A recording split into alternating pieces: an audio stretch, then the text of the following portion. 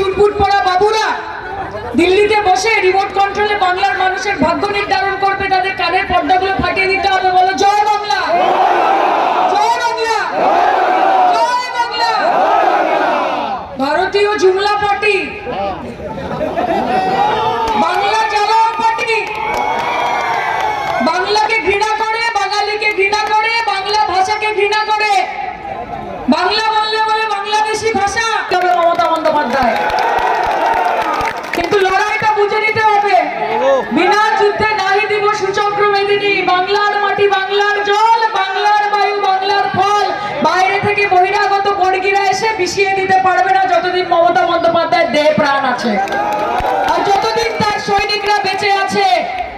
বাংলার মানুষের টাকা আটকে রেখেছে 2 লক্ষ কোটি টাকা, শুধু ইলেকশনের আগে এসে বড় বড় কথা আর গান। চিরদিনই তুমি যে আমার, যুগে যুগে আমি তোমারই। কে বলছে? বিজেপি বলছে মোদি ইলেকশনের আগে। আর ইলেকশনের পরে মা, যখন তোমার কোনো দরকার পড়ছে, কোনো প্রয়োজনীয়তা পড়ছে, যখন পাশে কাউকে দরকার হচ্ছে, তখন এই বিজেপিকে তুমি খুঁজে পাচ্ছ না, তখন তোমরা গাইছো কোথা কোথা খুঁজেছি তোমার, তুমি জানো। আর তখন পাশে কে থাকছে? পাশে থাকছে আমাদের দিদি, আমাদের মা মমতাময়ী।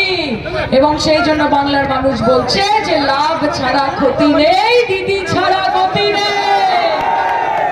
তাই বলি সব রকমের শক্তি প্রয়োগ করা হয়ে গেছে, সব রকমের বল প্রয়োগ করা হয়ে গেছে। আজকে অব্দি কলকাতায় আমাদের বিধায়কের বাড়িতে ইডি আর আইটি ছাপা মারছে, ভাবছে যেন তেন প্রকারে সামদামদণ্ড ভেদ সবকিছু নিয়ে মমতা ব্যানার্জিকে হারাতে হবে। এত কিসের সাহস? একটা 5 ফুট হাইটের মহিলা, 70 বছর বয়স, তার এত অহংকার, এত ক্ষমতা, এত গাজর যে সে বিজেপিকে 365 দিন 365 রকম ভাবে নাকে দড়ি দিয়ে গোড়াচ্ছে।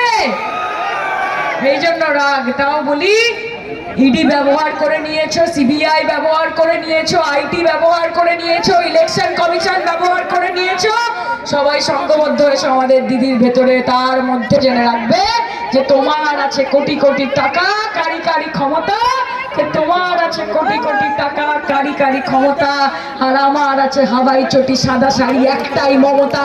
খেলা হবে, খেলা হবে, খেলা হবে।